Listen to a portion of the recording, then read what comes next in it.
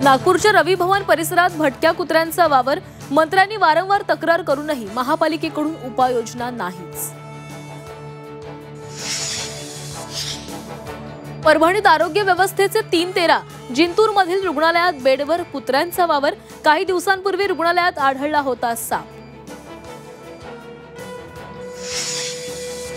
कुत्र्यांचे निर्जंतुकीकरण, लसीकरण करा, कुत्र्यांना पुन्हा त्यांच्या क्षेत्रामध्ये सोडा, भटक्या कुत्र्यांबाबत सर्वोच्च न्यायालयाचा अंतरिम आदेश, संपूर्ण देशात आदेश लागू।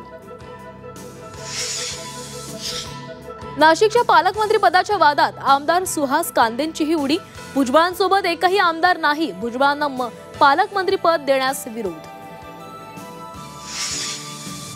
प्रांजल खेवलकरांच्या अडचणी वाढण्याची शक्यता, खेवलकरांच्या विरोधात अनेक तक्रारी, तरुणी तक्रार देण्यासाठी पुढे येण्याची तयारी।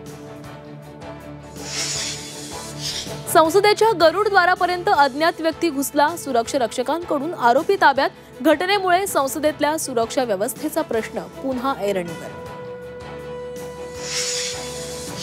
मुंबई गोवा महामार्गावर खड्डेच खड्डे, यंदाही गणेश भक्तांचा प्रवास, खड्ड्यातूनच नागोठणे, कोलाड, लोणेरे भागामध्ये मोठमोठे खड्डे। नाल्यामध्ये सापडला महिला होमगार्डचा मृतदेह, बीडच्या शिवाजीनगरमधील धक्कादायक घटना, आधी गुंगीचं औषध देऊन केलं बेशुद्ध, नंतर हत्या, 2 जणांना अटक।